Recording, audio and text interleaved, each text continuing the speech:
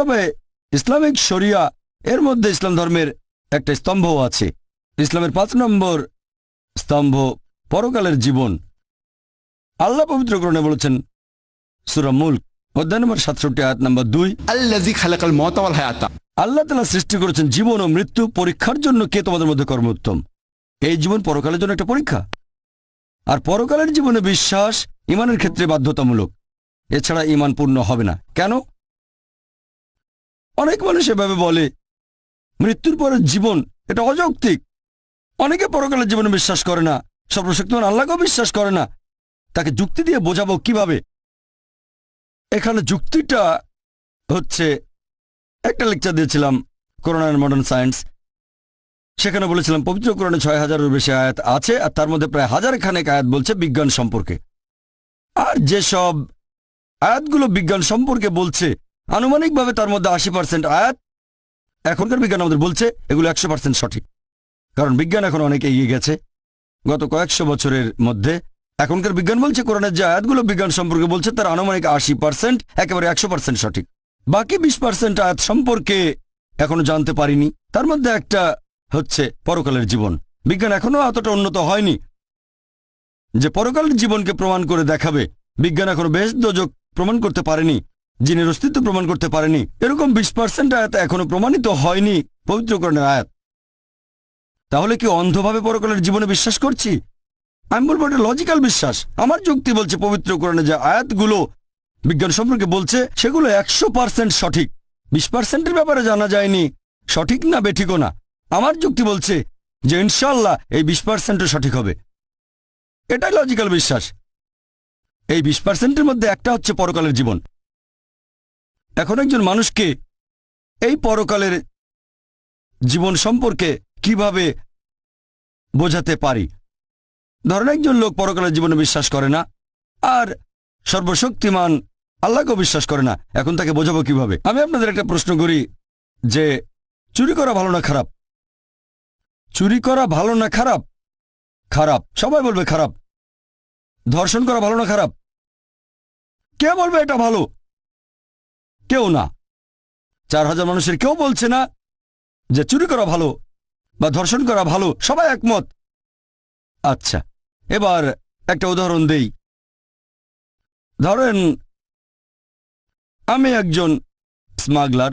ধরে নেন আমি স্মাগলার, অনেক ক্ষমতাবান স্মাগলার, আর আমি চোর, পৃথিবীর মধ্যে 1 নাম্বার, সবার সেরা। আর ধরেন আপনারা কেউ পরকালের জীবনে বিশ্বাস করেন না, আল্লাহকে বিশ্বাস করেন না। তাহলে আপনারা আল্লাহকে বিশ্বাস করেন না, পরকালের জীবনে বিশ্বাস করেন না, আর আমি একজন স্মাগলার, সেরা স্মাগলার, খুব বুদ্ধিমান, সবসময় যুক্তি খাটিয়ে কাজ করি। আমি আপনাদের বলছি যে চুরি করা ভালো। আমি বলছি চুরি করা ভালো। আমি সবসময় যুক্তি মেনে চলি, সবসময় বিজ্ঞান মেনে চলি। আমি আপনাদের প্রশ্ন করছি, একটু আগে আপনারা সবাই বললেন যে চুরি করা খারাপ, চুরি করা খারাপ। এখন আপনারা অন্তত একটা লজিক্যাল কারণ আমাকে দেখান যে চুরি করা কেন খারাপ আর আমি কেন বন্ধ করব। আমি খুব লজিক্যাল মানুষ, আমি অনেক বুদ্ধিমান, আমি বিজ্ঞান মেনে চলি।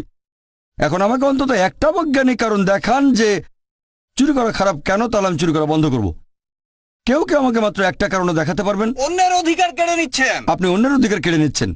মেনে নিলাম যে আমি অন্যের অধিকার কেড়ে নিচ্ছি। আমি হয়তো কারো 1000 টাকা চুরি করছি, তার অধিকার কেড়ে নিচ্ছি। এটা তার জন্য খারাপ, আমার জন্য না। আমি বলছি যুক্তি দিয়ে বোঝান যে এটা আমার জন্য খারাপ কেন। যদি কারো কাছ থেকে 1000 টাকা চুরি করি তাহলে ভালো হোটেলে খাওয়া দাওয়া করতে পারবো, 5 স্টার হোটেলে যেতে পারবো, সিনেমা দেখবো, এতে আমার উপকার হবে। আপনারা আমাকে যুক্তি দেখান যে এটা আমার জন্য কেন খারাপ হবে। যার চুরি যাচ্ছে তার জন্য এটা খারাপ। পুলিশ শাস্তি দেবে। আরেক ভাই বললেন পুলিশ আমাকে শাস্তি দিতে পারে, পুলিশ আমাকে অ্যারেস্ট করবে। ভাই, পুলিশ তো আমার পকেটে আছে, মন্ত্রী মিনিস্টার আমার পকেটে। বলছি তো আমি হচ্ছি সেরা স্মাগলার, পৃথিবীর মধ্যে 1 নাম্বার।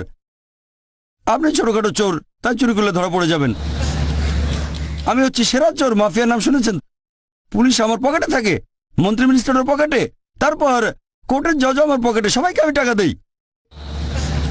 আমাকে একটা কারণ দেখান যে এটা কেন খারাপ। হ্যাঁ, মনে রাখবেন প্রথমেই বলেছি যে ধরে নেবেন আপনারা হলেন সেই সব মানুষ যারা আল্লাহকে বিশ্বাস করে না, পরকালে বিশ্বাস করে না, আর আমি স্মাগলার।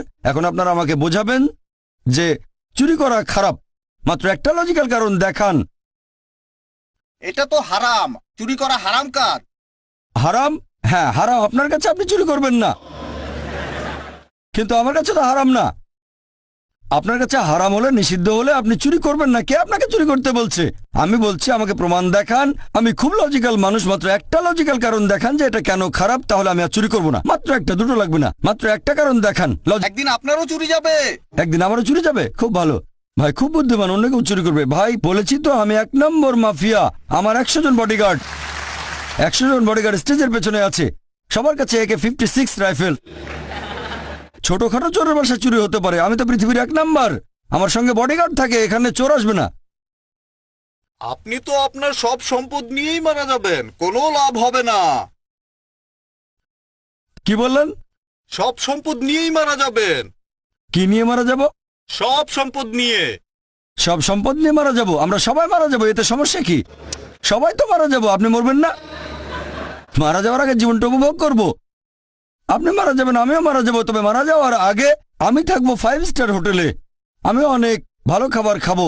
সমস্যা কি? আমরা তো সবাই মারা যাব। আপনার বিবেক বাধা দেবে। আমার বিবেক এখানে বাধা দেবে? ভাই বিবেক এখানে কোনো ঝামেলা করবে না। আমি খুব লজিক্যাল মানুষ, আপনার বিবেক বলছে তাই আপনি চুরি করবেন না। আমি খুব লজিক্যাল মানুষ, আমার বিবেক কখনো বাধা দেয় না। আমি আপনাদের বলছি আমাকে একটা লজিক্যাল কারণ দেখান। আপনার বিবেক যদি বলে খারাপ কাজ, আপনি চুরি করবেন না। আমি তো বলছি এটা ভালো, চুরি করলে আমার উপকার হবে, জীবন উপভোগ করতে পারবো, তাহলে কেন খারাপ? এটা তো ভালো।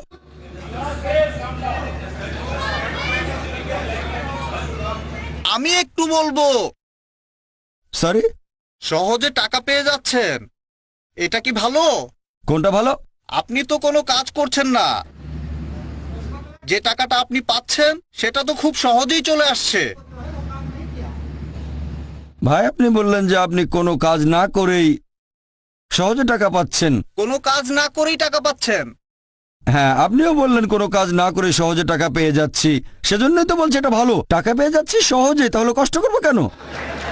সহজে টাকা পাওয়াটা ভালো না খারাপ? অবশ্যই ভালো।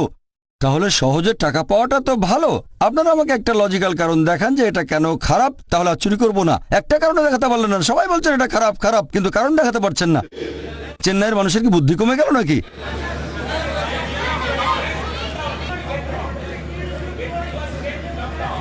সরি ভাই, আমি শুনতে পাচ্ছি না। আপনি তো তাহলে আমেরিকানদের মতো হয়ে যাবেন। আমি আমেরিকানদের মতো হয়ে যাব? হ্যাঁ, আমেরিকানদের মতো। আমি হয়ে যাব জর্জ বুশ? আচ্ছা ঠিক আছে, ভালো। আপনাদের উত্তর দেওয়ার সময় শেষ। মানুষের জিনিস চুরি করেন, তাহলে একদিন আপনার জিনিসও চুরি যাবে। ভাই বলেন আমি চুরি করলে আমারও চুরি যাবে? আমি তো বলেছি আমার বডিগার্ড আছে, কথাটা শোনেননি? আমার বডিগার্ড আছে, কেউ চুরি করতে পারবে না। আপনাদের উত্তর দেওয়ার সময় শেষ, এবার টেবিলটা উল্টে দিতে হবে। আপনার কাজটা ঠিক না, কারণ আপনি চুরি করছেন, স্মাগলিং। এতে করে সমাজের আচ্ছা ঠিক অনেক আছে, ক্ষতি আপনাদের হচ্ছে। উত্তর দেওয়ার সময় শেষ। অনেক শত্রু তৈরি হবে। আমার শত্রু থাকলে সমস্যা নেই, আমার কেউ ক্ষতি করবে না, আমার আছে বডিগার্ড। আপনাদের উত্তর দেওয়ার সময় শেষ, এবার আমি উত্তরটা বলছি। আপনাদের উত্তরটা বলছি। আমি আগে বলেছিলাম এটা একটা উদাহরণ। ধরেন একজন লোক আপনার কাছে এসে জিজ্ঞেস করলো যে কিভাবে প্রমাণ করবেন ইসলামিক শরিয়া নিখুঁত। এই প্রশ্নটা যদি করা হয়, তাহলে এবার টেবিলটা উল্টে দেন, টেবিলটা উল্টে দেন। ধরেন আপনি স্মাগলার, উদাহরণ দিচ্ছি, এটা ধরে নেন আপনি পৃথিবীর 1 নাম্বার স্মাগলার, আর আমি একজন মুসলিম। আপনাকে বোঝানোর চেষ্টা করছি। আপনি স্মাগলার, আমাকে বললেন প্রমাণ করে দেখান যে চুরি করা খারাপ। বললাম পুলিশ অ্যারেস্ট করবে, আপনি বললেন পুলিশ আমার পকেটে। তারপর বললাম এতে অন্যের ক্ষতি হচ্ছে, আপনি বললেন তাতে আমার কিছু যায় আসে না। বললাম বিবেক দংশন করবে, বললেন আমার বিবেকই নেই, দংশন করবে কে আমাকে? তারপর আমি বললাম আপনার থেকে কেউ চুরি করে নেবে, আপনি বললেন আমার বডিগার্ড আছে। মুসলিম হিসেবে আমি যেটা করব, এইসব কথা বলার পাশাপাশি সেটা আমি আল্লাহ সুবহানাহু ওয়া তাআলার অস্তিত্বকে প্রমাণ করব। যে লোকটা পৃথিবীর মধ্যে 1 নম্বর মাফিয়া, স্মাগলার অথবা চোর, তার কাছে বস্তুবাদী সবার আগে, নিজেকে সে ক্ষমতাবান মনে করে থাকে, খুব ক্ষমতাবান সে। প্রথমে আমি তার সামনে আল্লাহ তাআলার অস্তিত্ব প্রমাণ করে দেখাবো। এটা করেছি একটা লেকচারে, is the Quran God's word. এখন যদি কেউ এই লেকচারটা ইসদাকরণ গডস ওয়ার্ড খোলা মন নিয়ে দেখেন, তাহলে আপনিও মানবেন যে সবচেয়ে ক্ষমতাবান আল্লাহ সুবহানাহু ওয়া তাআলা সর্বশক্তিমান ঈশ্বর। তার সামনে প্রমাণ করে দেখাবো সে সর্বশক্তিমান নয়, সর্বশক্তিমান আল্লাহ সুবহানাহু ওয়া তাআলা। প্রমাণ করব পবিত্র কোরআন আর বিজ্ঞান দিয়ে। 1 নম্বর পয়েন্ট। 2 নম্বর পয়েন্ট, সে তখন বলবে আচ্ছা আমি মেনে নিলাম যে ঈশ্বর সর্বশক্তিমান, কিন্তু তিনি কোন টাইপের ঈশ্বর? আমার তো কিছু হচ্ছে না। হ্যাঁ, কথাটা ঠিক। এরকম অনেক দৃষ্টান্ত দেখবেন, অনেকে স্মাগলার চুরি করে কিন্তু তাদের কিছুই হচ্ছে না। কে ঠিক বলেছি? অনেকে আছে এরকম, হাজার হাজার চোর আছে, অনেকে বড় বড় অপরাধী, তারা খুব আরামের সাথে জীবন কাটায়, তাদের কিছুই হচ্ছে না, স্বাভাবিকভাবে মারা যাচ্ছে। হ্যাঁ, কেউ হয়তো খুন হয়, কেউ বা অ্যারেস্ট হয়, তবে অনেকেই জীবনটাকে উপভোগ করে মারা যায়, স্বাভাবিকভাবে মারা যায়। এখন সে প্রশ্ন করবে ঈশ্বর যদি এমন মহান হন তাহলে শাস্তি দিচ্ছেন না কেন? এটা আবার কোন ধরনের সুবিচার? আল্লাহ পবিত্র কোরআনে বলেছেন সূরা নিসা অধ্যায় নম্বর 4 আয়াত নম্বর 40, আল্লাহ সুবহানাহু ওয়া তাআলা কারো প্রতি অনুপরিমাণও জুলুম করেন না, তিনি কারোর সাথে অবিচার করেন না। আর আপনি যদি কাউকে জিজ্ঞেস করেন, সে জানে যে সবার উপরে সে নয়, প্রমাণ করেছেন সে সবার উপরে না, তখন যদি অবিচার করা হয় অন্য কারোর সাথে সে কিছু বলবে না। তবে কেউ চায় না নিজের প্রতি অবিচার হোক। একজন লোক অন্য কারো মা বা স্ত্রীকে ধর্ষণ করলো, তাকে মৃত্যুদণ্ড দিলে আপনারা বলবেন বর্বর আইন। যদি ধর্ষণ করা হয় আপনার মাকে, তখন মনে হবে যে মৃত্যুদণ্ড সবচেয়ে ভালো। অবিচার যদি হয় আপনার সাথে, তখন বুঝতে পারবেন যে সুবিচার করতে হবে।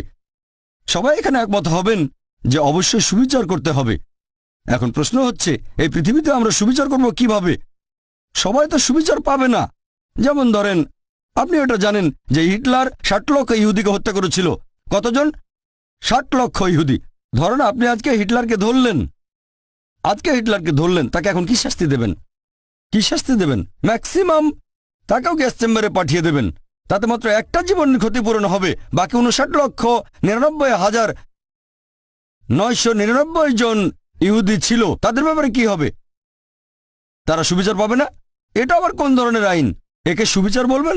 আল্লাহ পবিত্র কোরআনে বলেছেন সূরা আলে ইমরান অধ্যায় নম্বর 3 আয়াত নম্বর 185 যে कुल्लु नफ्सिन जायकातुल मौत। জীব মাত্রই মৃত্যু স্বাদ গ্রহণ করবে, আর চূড়ান্ত বিচার হবে রোজ কিয়ামতের দিনে।